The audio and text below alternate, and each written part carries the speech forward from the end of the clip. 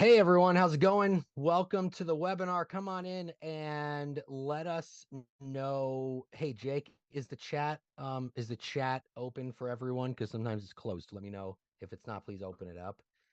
Um, oh, it is working. Sweet. Hey, let us know where you're coming in from, where you're watching us from in the chat. We love to know where people are tuning in. Today we got a great session for you. I'm just gonna kick it off. We've got Rob and Aram. Did I say that right, Aram? Aram? No, Nick, it's Aram. Aram. I mean, I sounded it out as best I could. It's been my entire life, 40 years on this earth, and Oh, I don't mean to continue the trend, so I apologize. We've got these guys from the Lucido group, the Lucido Global with Keller Williams. Their team is consistently number one or number two, definitely top three in the company, over and over again, with over $1 billion in sales last year. And they're very heavy on ISAs. So working with ISAs is definitely a proven strategy for growing your business, but it's one of the hardest things to master. A lot of agents hire ISAs and they don't know how to train them. They don't know how to structure it because it's a very difficult process. So without the right process in place, you basically risk wasting a lot of money. It can cost agents a fortune not doing it the right way. ISA operations require your time, resources, guidance to maximize their potential and really boost the number of appointments being set. I'm Nick Balwin, co-founder of Lab Code Agents, and thank you for being here. I'm going to hand it over to Rob Lucido, and you guys should definitely pay attention to what Rob's going to say because numbers don't lie, and he's got a model in place to help you. And if you have any questions, drop them in the chat. We'll try to get to as many as we can. So, Rob, thanks for being here, man. Yeah, absolutely. Thanks for having us. I'm going to set up the slides. Aram, go ahead and introduce yourself real quickly, a little bit about your background, and then I'll have the slides ready and dive in. Cool. Yeah, thanks, Robert. I'm Aram Shwani, the VP of Sales here with Lucido Global. My first year on the real estate side of things, I spent the last 10 years in the finance world. Spent the greater part of my career with Rocket Mortgage, senior director there, top team. Went through that whole background, learning the finance side. Ran into Robert and Bob at an event through Chime, through the CRM. We had some synergy, and I came into the fold to try to build out the ISA program. Innately, it's something I learned on the Rocket side of things, where they have a foundation. From the foundation of their company, it starts with a ISA-like program. Thanks, Ram. All right, guys, just to give you a little bit lay of the land for today. Today, we're going to give you a bit of the behind-the-scenes look of our ISA operation and how it's generated over $2.3 billion of opportunity over the last 3 years.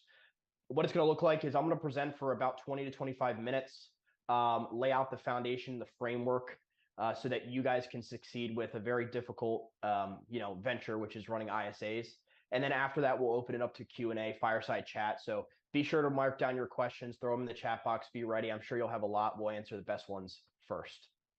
So that being said, as Nick said, ISA operation, if you model it out, is the best path forward, especially given what we're seeing going on in the market and trends. That being said, it's very difficult to do. So to start, if you're running ISAs or you're looking to run ISAs, the first block of what we're going to dive into are all the challenges that you are facing or are going to face and why running ISAs, especially in real estate, is so challenging. The first is that there is no immediate ROI. Chris Smith over at Curator, basically, he explicitly says in his book, if you're looking for immediate ROI, quit now. Don't even get started. Save yourself the money because you're just going to light it on fire and quit before you ever have a chance of having it click and generating the ROI that the model can forecast. To break that down, even if you fall on a unicorn and you get a deal one, it's still going to take you 30 to 90 days to close that opportunity, especially if they're doing a rent back. This was very prevalent in our market over the last couple of years. That being said, on average, you're looking around 7 months to convert a lead, which is even elongated now given the interest rate climate we're in. And then beyond that, it's 100% basically dependent upon your conversion effectiveness. In other words, if you're not doing the right things that we'll lay out in today's presentation, your average time to convert will be never. Next, ISAs is a niche role.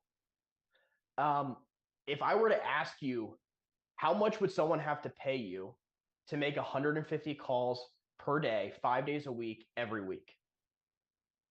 The answer would probably be, and you can throw it in the chat box, the answer would probably be a very large number, because the answer is, if you're in production and you went out and made $150 per day, you made this your whole world, the chances are you would make a ton of money because your upside is unlimited. You're making the GCI. You would make far more than any ISA in real estate would make. So the question becomes, well, then why aren't you doing it? And part of that has to do with that it is a niche role. It's very mundane. It's very draining to go in and make that many dials every day, every week. So the first thing is understanding that it's a difficult role to recruit to and to keep people in. And the next part of that is not all sales positions are the same. You can contrast an OSA, an outside sales agent, like an agent in real estate, or a car salesman, or a jewelry salesman, whatever it may be. Being out in the field face-to-face with clients is fundamentally different than being an ISA. There's a 73855 rule, which comes from Albert Mehrabian out of University of California. And this basically says that only 7% of communication is verbal. The rest is how you communicate those words, and 55% comes from your body language. So if you're an inside sales position, we have to have eyes wide open of what we're asking them to do and tailor our expectations around that. We're asking our ISAs to make the hardest sale possible, which is to strictly communicate with that 7% and win deals for you.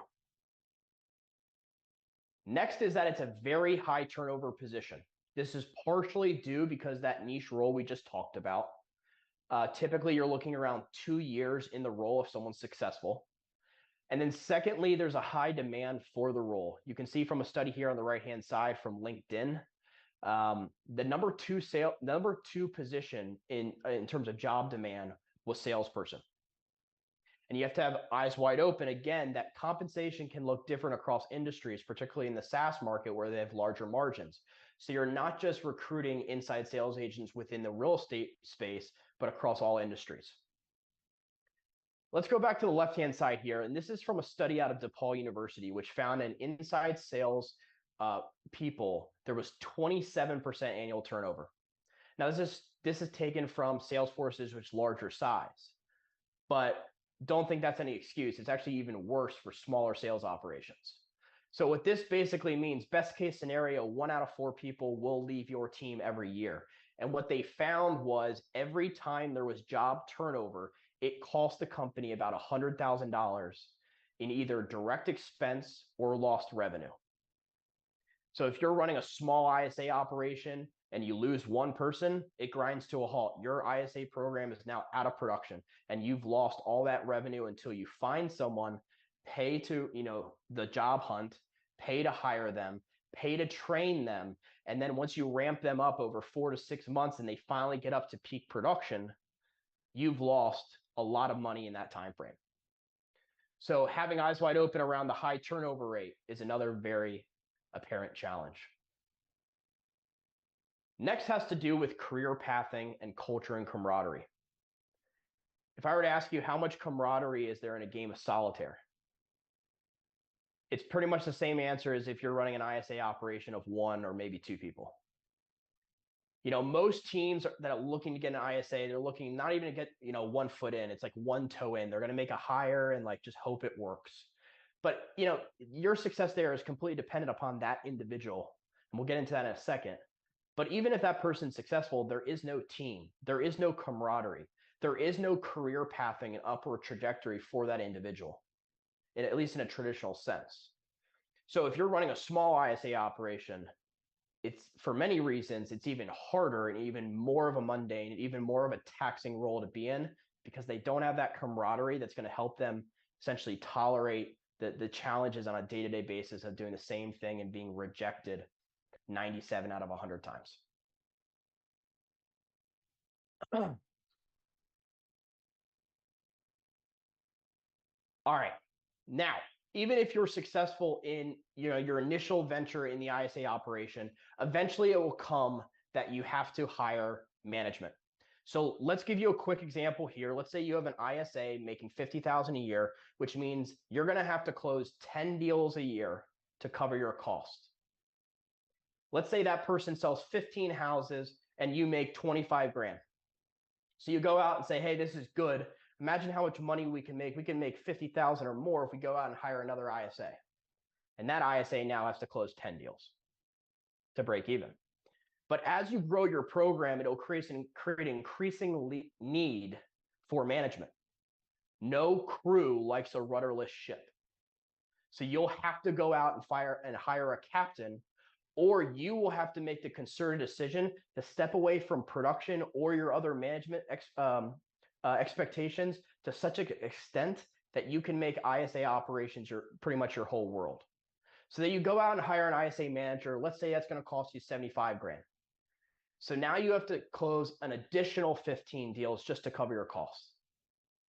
But here's the rub. The ISA manager is not in production themselves. Their only value to the organization comes from the increase in productivity of those they're managing. So this means that those 15 deals have to come from those other two ISAs, 7.5, call it 8 deals each. And this is another pain point. You start pushing that rock up the hill, and then you get to the next cliff, and you find out, hey, you scaled, you had initial success, you scaled, and now you hit a roadblock and you're losing tens of thousands of dollars because your ISA manager isn't delivering at least 15 additional deals from those he's managing. Next comes to technology. Now, just to be very blunt, I'm not a Chime employee. They didn't ask me to say this at all. I'm speaking from firsthand. When we had first attempted to start our ISA operation, we were operating on Boomtown. And to put it bluntly, it was a train wreck. We were forced to do workaround after workaround after workaround, which inevitably led to breakdowns. If you're looking to run an ISA operation and to scale it, you need to make sure that your technology is dialed in, or otherwise you're going to be forced to tailor your work practice, your work processes to your tech. In other words, you're going to have to change how you do business to accommodate the limitations of your tech. The things that we're doing now are only possible because of what we're achieving because of Chime and Lucrative and what it allows our ISA team to do. Next is margin of error. Your margin of error in inside operations or inside sales operations is very thin. Here's 2 examples. Let's say you're a car salesman and your target is to close 50% of deals. You close 49. It's a 2% miss of goal. Chances are you're probably still happy. You're probably still getting your bonus. Right-hand side, let's say your goal is to close 2% of leads you capture. You come in at 1%. You've missed your goal by 50% and you're probably losing thousands of dollars. Inside sales operation, lead conversion does not tolerate many mistakes. So make sure your processes are dialed in. And all of this can lead you feeling like Sisyphus, just constantly pushing that rock up the hill, and it just gets heavier and heavier as you go on. This illusion that you're going to create an ISA code, you're going to crack the code, and then just replicate it over and over again is myth. You're going to constantly be innovating, constantly be building a new machine, taking advantage of new technologies and new opportunities if you're doing it properly. And all of this is just for one step of the conversion process, 1 out of 5. All of that focus, all of that investment and management is going into just generating opportunities or appointments set. Then you have 4 other conversion processes, steps after that, which entirely will determine your success and your ROI.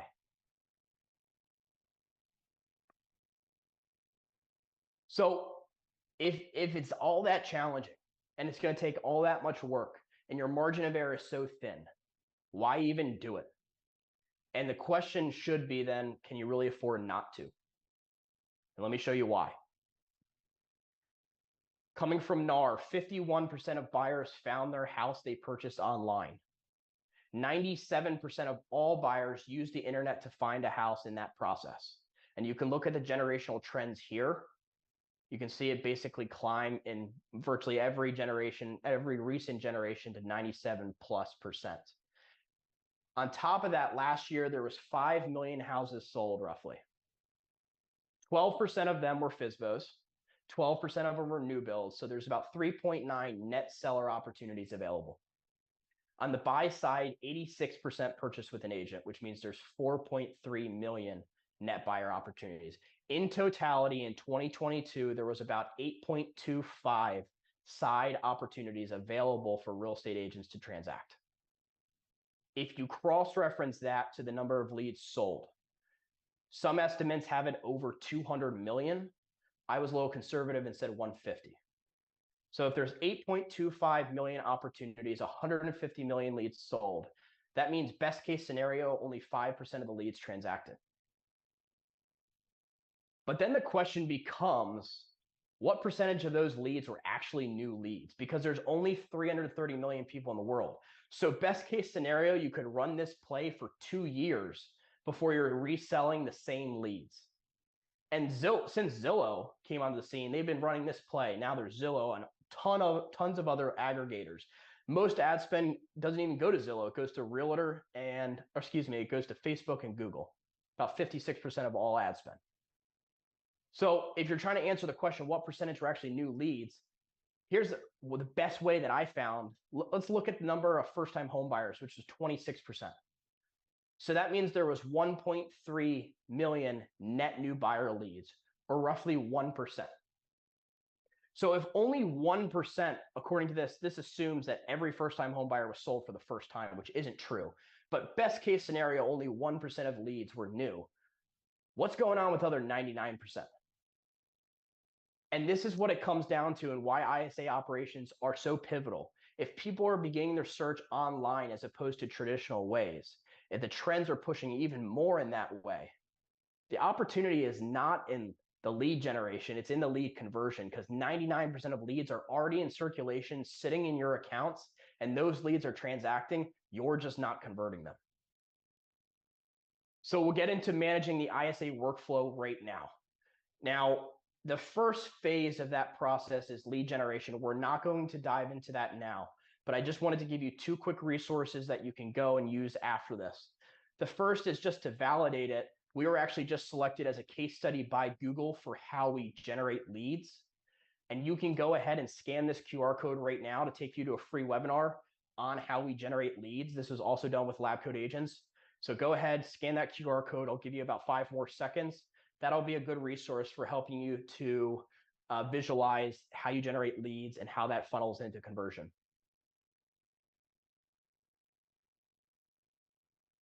Okay. Now let's get into the conversion part of things. You can see this is how we conceptualize the conversion funnel. You have 3 steps in lead generation and 5 steps in lead conversion. In total, 8 steps. The problem is most ISA operations are just trying to maximize the number of leads captured and the number of appointments set, and hoping that some sticks against the wall and that leads to more deals closed. In reality, there's this black veil that's cast over everything from Q2, Q3, C2 to C4. So basically the lead quality measures and the lead conversion measures. And as a result, if you're not measuring, you can't manage properly. And so what's leading into this is an incredible loss of deals won and revenue at every step in the process that you're not managing. I can give you a couple examples that we've caught recently. We have a quality assurance division. I'll get into that in a minute here. But we just saved $1 million deal because our quality assurance team caught a deal that was not being followed up with the agent. So we engaged, called the client, reassigned, went under contract, $1 million sale. I guarantee you're losing tens of thousands of dollars of opportunity every quarter, possibly every month, because you're not properly measuring and managing the process.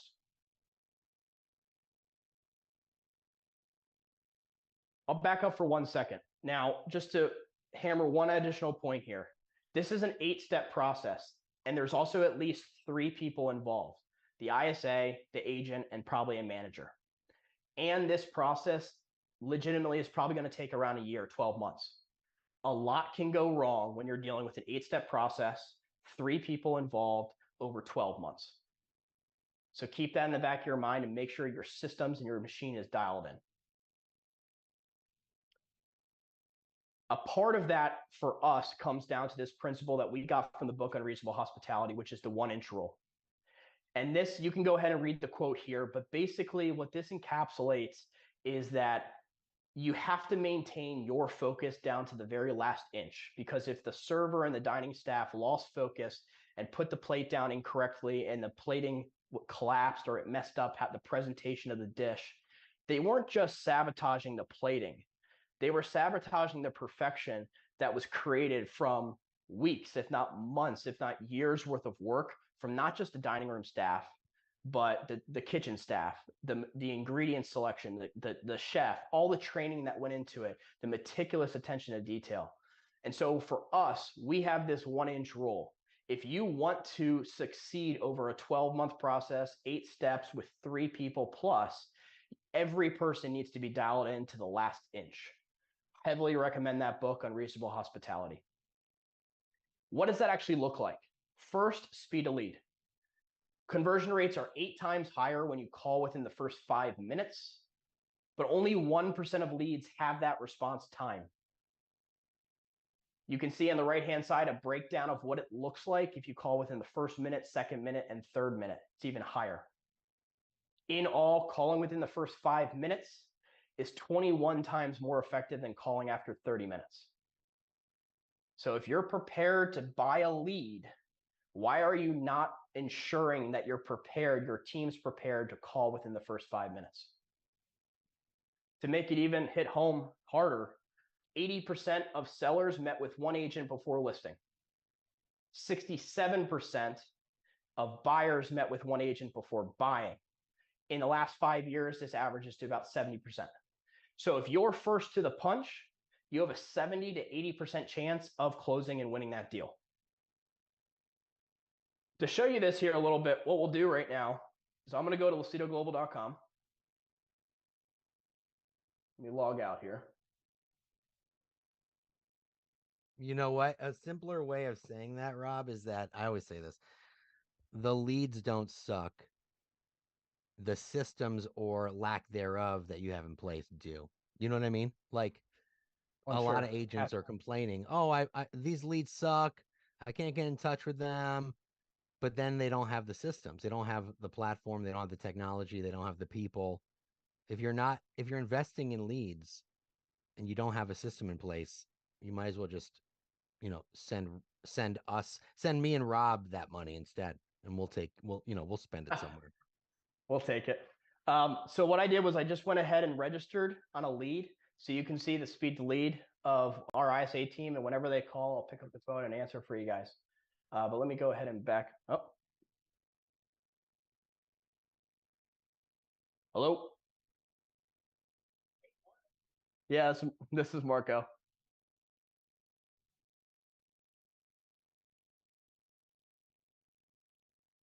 Hey, this is Robert. Thanks for calling. I'll call you back. All right, so that took, maybe 15 seconds for ISAs to call. And that's the mindset you need to have, where they're that dialed in so that every lead is going to have a response time within the first 5 minutes during business hours. Okay. Let me pop back in and finish off these slides. Question, you just said something interesting there, during business hours. What do you guys do when it's outside of regular business hours? All right, so another opportunity that comes from the size of our program, we have hubs across the US. So our non-business hours, I guarantee, are a lot less than yours, because we have hubs on the West Coast, the East Coast, the Central, and throughout the US. So we stagger time zones. So we have multiple people on coverage from 8 a.m. to 8 p.m. And off hours, we have AI and other mechanisms in place to make sure that we have someone engaging at that time. All right, let me see where those slides went, because they disappeared on me. Hey, Rob, it's good that when you submitted that lead, it's good that someone actually called you, because if they didn't, then took a little bit of a gamble there. We have to break some kneecaps. All right. Yeah, they would have gone through some retraining if they hadn't called that. All right, it looks like I accidentally X'd out of it. So I'm just gonna go ahead and pull up the slides again to finish off. Are there any questions, Nick, you want me to answer right now before I finish off? There's no specific questions. I think everybody is just in awe of like and in shock of exactly how intricate a great ISA system is. Like that's what I think. You know what I mean? I mean it's okay. Here's a question from Aaron. You know, how what do you do through the recruiting process of hiring someone? So I'll turn that over for Ram. We're actually heading in that direction right now. What you just Okay. said before and this all comes down to the management side. So once we get there, I'll make sure that we answer that question head on. And during the Q&A, we're going to be pretty transparent with you guys. But let me just, for the sake of time, go through and finish.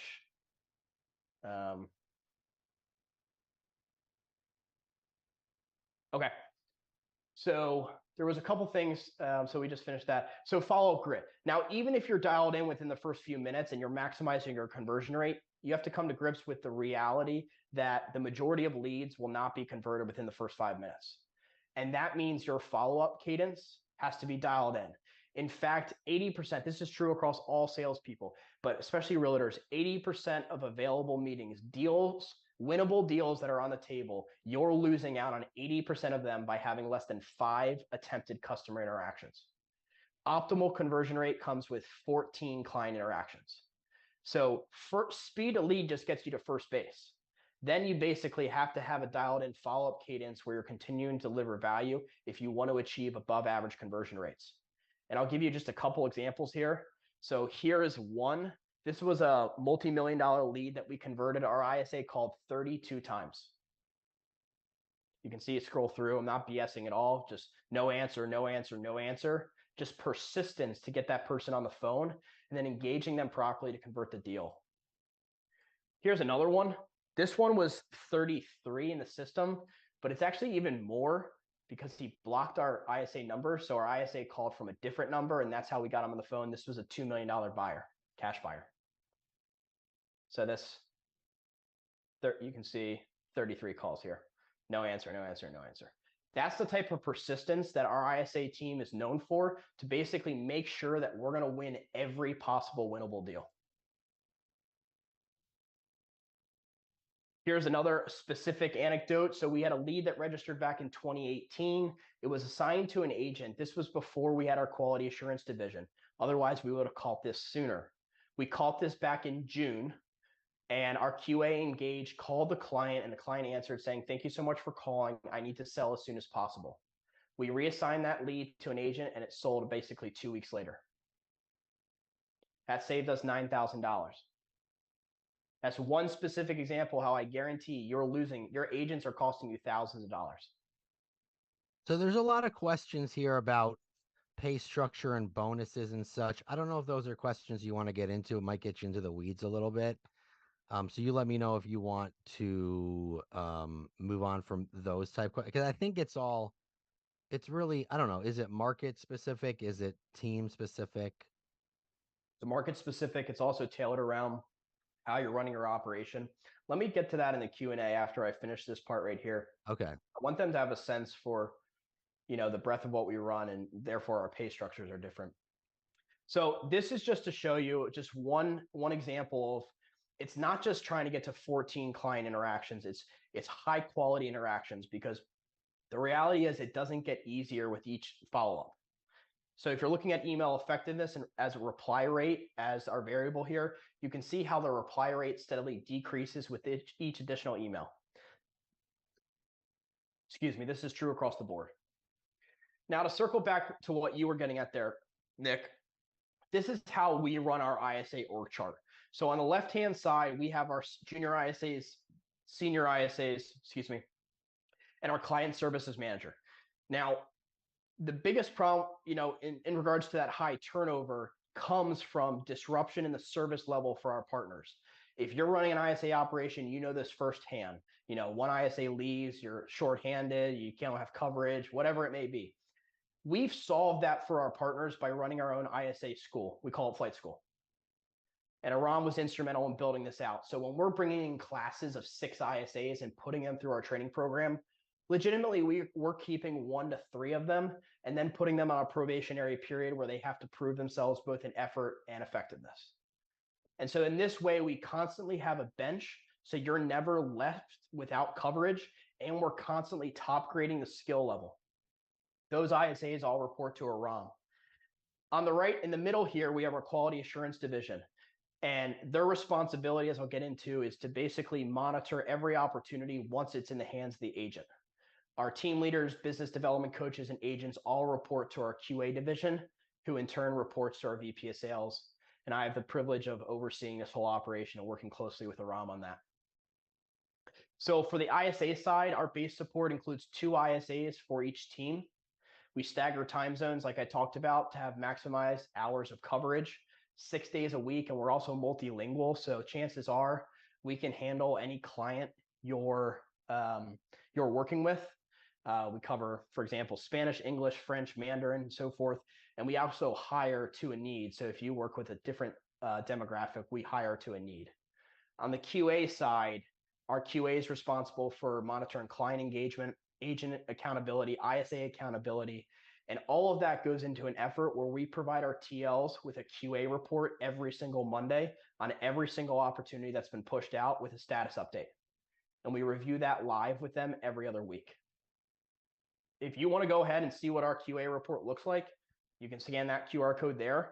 It's going to give you our exact template of what we use to track conversion and compliance over time. So I'll give you a few seconds there to go ahead and register for that free template.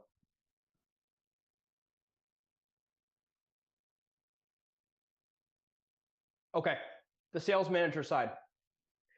And this is where over the long term,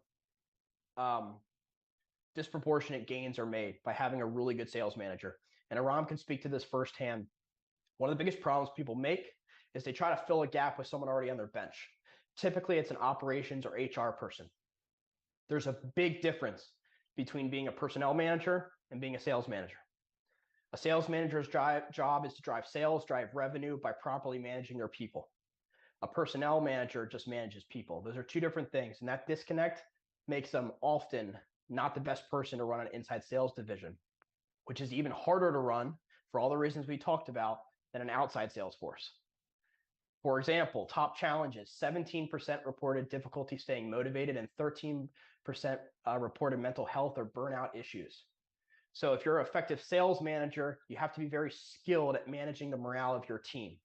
And a big part of that is also having a larger team to manage and help create that sense of camaraderie.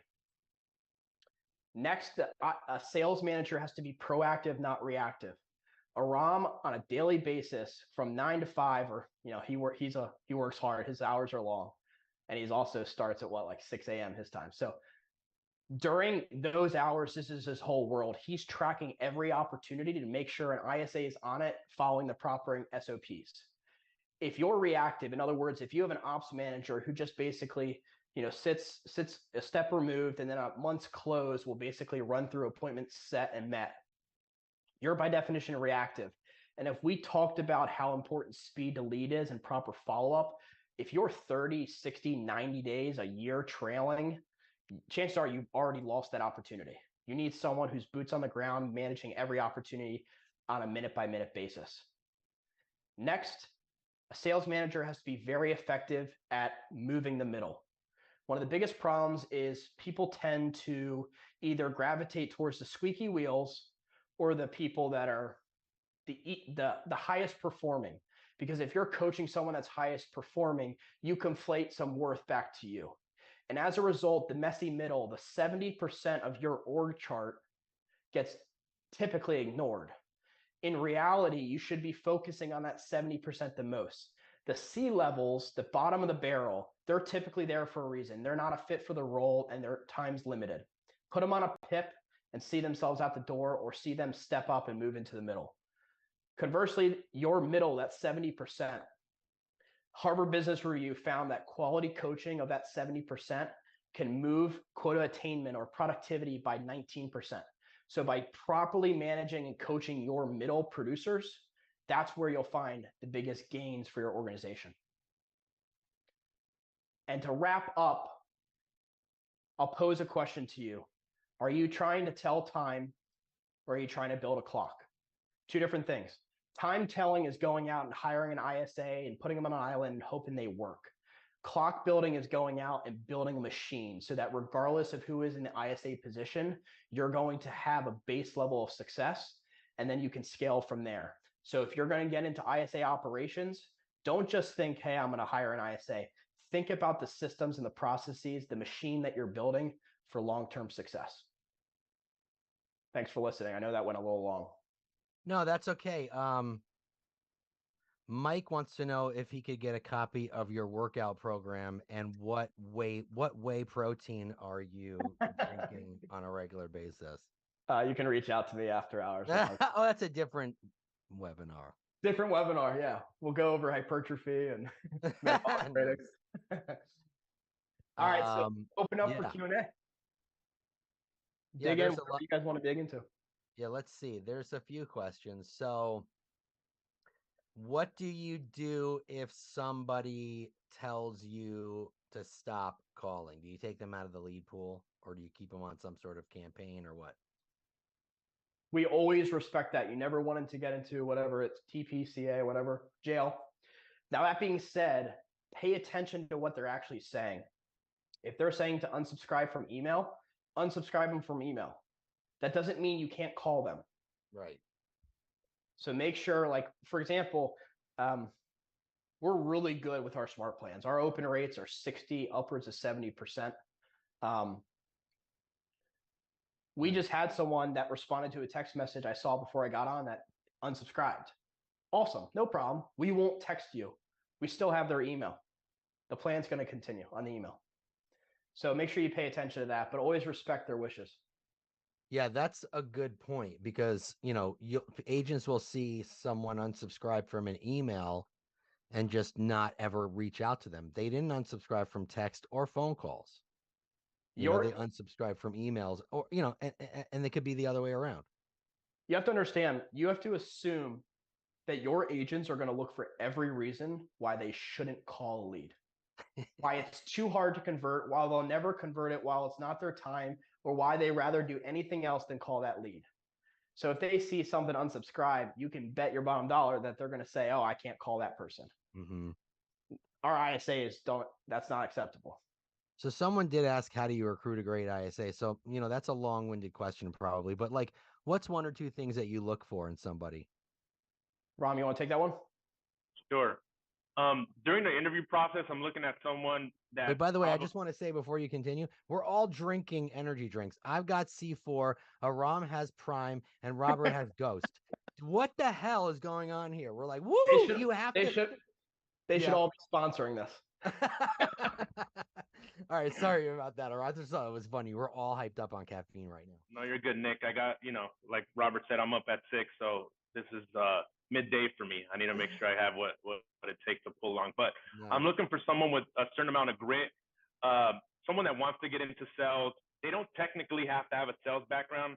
I feel confident in the system we built out to teach them some foundational pieces on how to overcome certain objections and getting people to interact with us on the phone. So it sounds cliche, but I look for grit and that determination and wanting to earn like a high living when it comes to monetarily make ends meet, make money. I need people motivated to make money. And I keep it, if they can't answer that question, that can be off-putting to me. Like, just say it, it's okay. I know it's taboo, but this is a sales role. I want to hear that from them. Yeah, totally. Someone has a great question here. Cody is an ISA in Denver. He receives about 650 new leads a year and a database of 5,000. His best year is 46 closed leads. What is a typical number for your ISAs to close? I mean, the ISAs aren't closing, but you mean setting appointments? Is that basically what you mean? Yeah, it's a tough question to answer, but I mean, we actually built out a model. So every team that we're partnering with, we give them a 5-month forecast for the number of opportunities that they can expect over that time. But it's not just a matter of number of leads. it's lead source, lead quality, and so forth. So you really have to break it out by source and different tranches because they will see different conversion rate. But if you're closing 46 deals a year, that's pretty solid, especially off that database. So well done, Cody. Yeah, he said appointments set to appointments closed. All right, that's awesome. There was a good question here. Oh, are the ISAs setting appointments for agents, and how deep in the funnel do they go before handing it off to an agent? Okay. So, go ahead, Rob.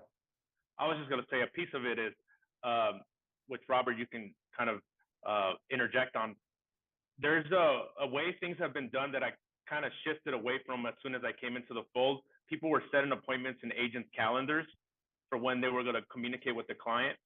One thing I immediately changed is we're going to hand over the client live, why emotions are high and why it's on top of mind, and not waiting for a day or 2 days out when the probability of the client answering goes down precipitously. It's just going to get it, conversion will get worse and worse. So that's an immediate change that I brought into our system that we've seen some significant success. Robert, go ahead. Yeah, it was the biggest anomaly, and we were guilty of this for our first couple of years.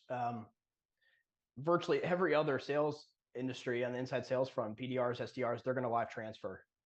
And yet the prevailing method in real estate tends to be set an appointment on their calendar and then hopefully they show up. So switching to live transfer has made a tremendous impact on obviously our appointment met rate, but more so our conversion to signed. And we basically train our ISAs and our agents once our ISA live transfers and pulls the agent into the call, they work as a team to set that appointment in person.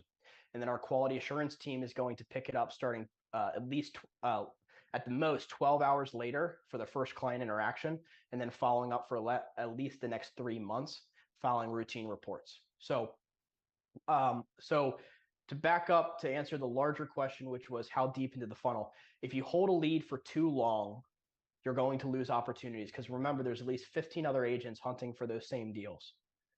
If you if you transfer it to an agent too early, they're not going to do the follow-up, so you're going to lose those deals as well.